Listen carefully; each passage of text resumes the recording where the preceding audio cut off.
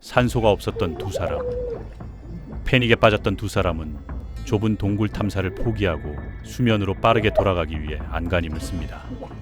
그러나 그들이 마주했던 것은 바로 1983년 11월 텍사스주 샌마르코스에 위치한 텍사스 주립대학교에는 잠수 강사 자격증을 준비하는 두 명의 숙련대 다이버가 있었습니다. 그들은 바로 리처드 패튼과 클라크 맥코넬이었습니다. 이들은 이미 상당한 경험을 쌓은 상태였으며 곧 개방 수역 다이빙 강사 자격을 취득하려 하고 있었습니다. 이들의 강사였던 돈 디블은 오랜 경력을 자랑하는 베테랑 다이버였습니다. 그는 헤이스 카운티의 구조 잠수 대원이자 전직 해군 잠수부였으며 지역 다이빙 쇼까지 운영하고 있었습니다. 수십 년간 쌓은 경험을 바탕으로 그는 다이빙의 위험성을 누구보다 잘 이해하고 있었으며 학생들에게 항상 안전을 최우선으로 강조했습니다. 그의 가장 중요한 경고 중 하나는 바로 학교에서 불과 30분 거리에 있는 제이콕스 웰에 접근하지 말라는 것이었습니다. 그곳은 이미 수많은 다이버들의 목숨을 앗아간 위험한 장소였기 때문입니다. 겉으로 보기에 제이콕스 웰은 매우 아름다운 곳이었습니다. 수정처럼 맑은 강물 속에 깊은 구멍이 있는 형태로 많은 수영객들이 자유 잠수로 약 7.6m 깊이까지 내려갔다 오곤 했습니다. 하지만 그곳은 겉모습과는 전혀 다른 위험한 곳이었습니다. 7.6m 아래는 단순히 바닥이 아니라 자갈 경사면으로 이어져 새로운 수중 세계로 통하는 통로였습니다. 탐험가들은 이 사실을 발견한 후 본격적인 동굴 탐험을 시작했고 3개의 주요 방이 확인되었습니다.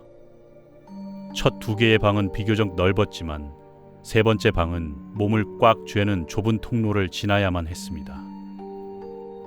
그곳을 통과하면 천장이 약 3m 높이의 공간이 나타났는데 그곳의 가장자리에는 사람이 통과하기에는 너무 작은 구멍이 하나 있었습니다.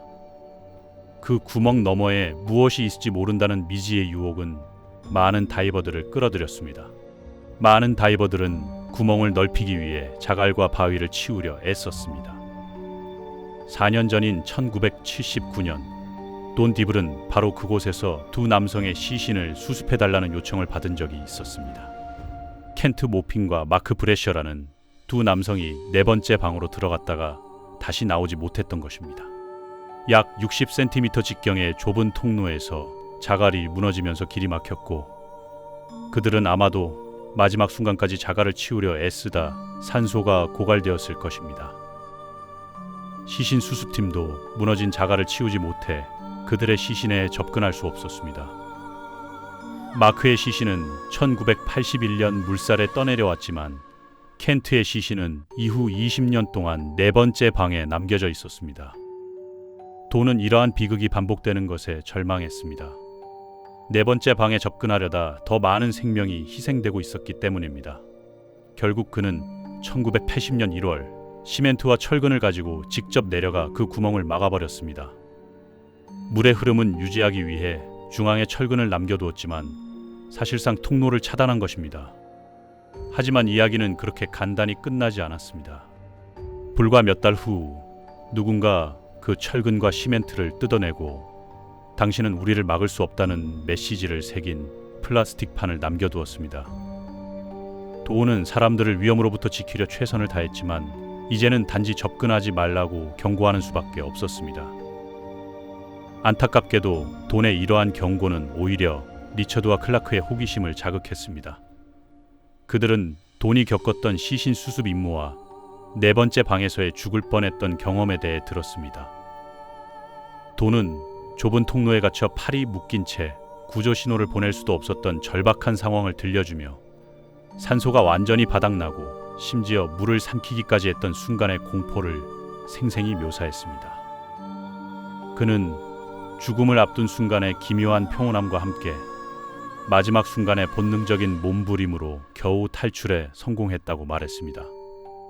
위로 올라오면서 몸 안의 공기가 팽창해 극심한 고통을 겪고 위가 파열되기까지 했던 끔찍한 경험을 통해 그는 아무리 숙련된 다이버라도 수중 동굴에서는 예상치 못한 위험에 직면할 수 있음을 경고하고자 했습니다.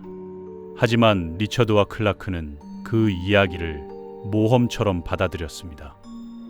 문제는 그들이 단순히 다이빙을 하러 가는 것이 아니라 동굴 다이빙이라는 완전히 다른 활동을 하려 했다는 점이었습니다. 이 두 가지는 전혀 다른 규칙과 위험을 가지고 있었습니다. 개방 수역 다이빙 경험을 통해 얻은 문제 해결 능력은 동굴 상황에서는 전혀 도움이 되지 않을 수 있습니다. 그들은 길을 명확히 표시할 안전 로프를 가져가지 않았고, 동굴 벽과 바닥의 침전물을 일으키지 않도록 개구리 킥을 사용하는 법도 익숙하지 않았습니다. 가장 중요한 차이점은 동굴에서는 단순히 위로 올라가는 것만으로는 안전해질 수 없다는 것이었습니다. 방향 감각을 잃은 개방 수역 다이버는 공기 방울을 따라 수면으로 올라갈 수 있지만 동굴 다이버는 불가능했습니다. 추수감사절 전 수요일 밤 8시 30분, 리처드와 클라크는 제이콥스 웰로 들어갔습니다. 그들은 첫 2개의 방까지는 문제없이 진입했습니다. 하지만 3번째 방에 들어서면서 위험이 시작된다는 것을 깨달았습니다. 몸을 좁은 통로에 밀어넣는 순간 위험의 수준은 완전히 달라졌습니다. 장비에 문제가 생겨도 신속하게 수면으로 올라갈 수 없었고, 모든 행동은 신중하고 체계적으로 이루어져야만 했습니다. 두 사람은 4번째 방으로 통하는 작은 구멍 앞에 도착했습니다. 그곳을 통과하려면 산소통을 분리하여 따로 밀어넣고 몸을 억지로 쥐어짜듯이 통과해야 했습니다. 먼저 리처드가 몸을 밀어넣었고 클라크가 이를 지켜봤습니다. 잠시 후 클라크가 자신의 산소통을 분리하려는데 리처드의 얼굴이 갑자기 구멍으로 튀어나왔습니다. 그의 얼굴에는 극도의 고통과 공포가 서려 있었고, 클라크는 순식간에 상황을 파악했습니다. 리처드는 산소통을 잃어버린 채 질식하고 있었던 것입니다.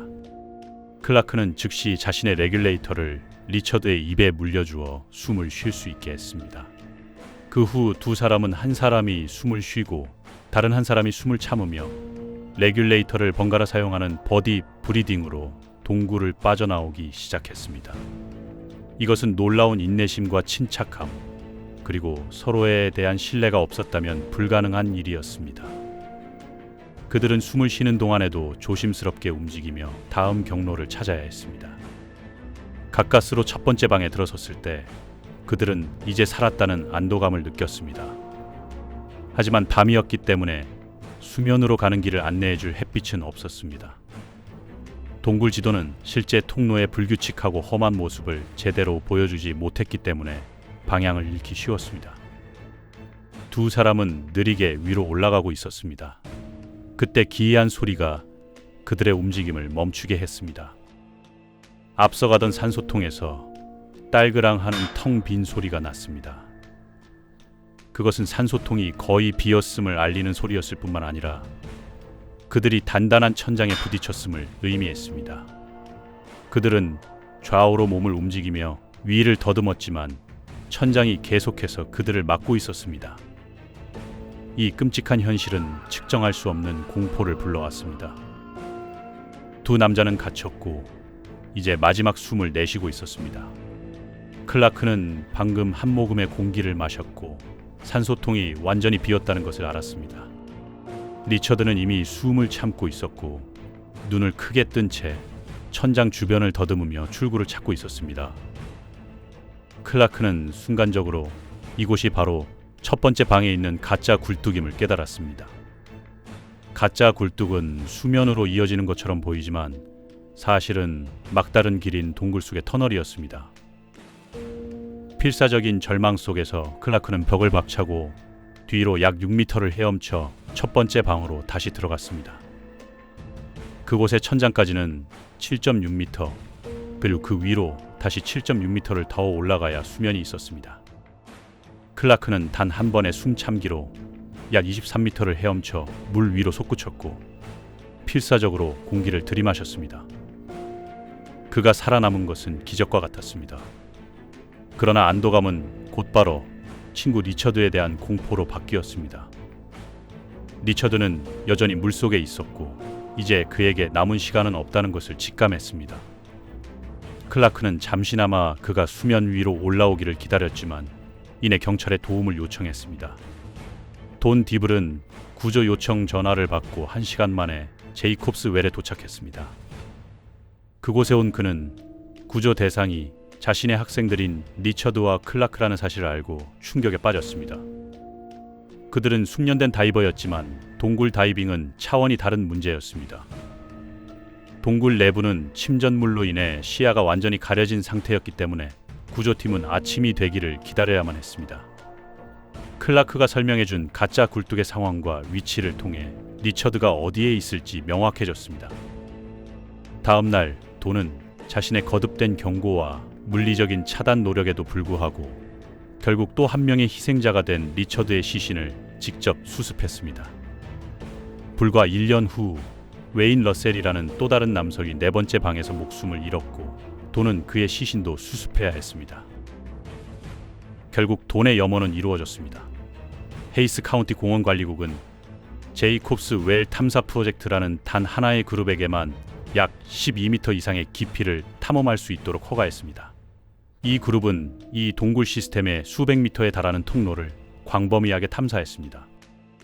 이제 제이콥스 웰에는 12m 지점에 새로운 격자가 설치되었으며 모든 일반인 스쿠버 다이빙은 금지되었습니다. 제이콥스 웰에서 스쿠버 다이빙으로 목숨을 잃은 사람은 최소 8명에서 많게는 12명에 이를 것으로 추정됩니다. 이 비극적인 이야기는 다이비에 대한 경험과 자신감이 오히려 판단력을 흐려 치명적인 결과를 초래했음을 보여주는 뼈아픈 교훈으로 남아 있습니다.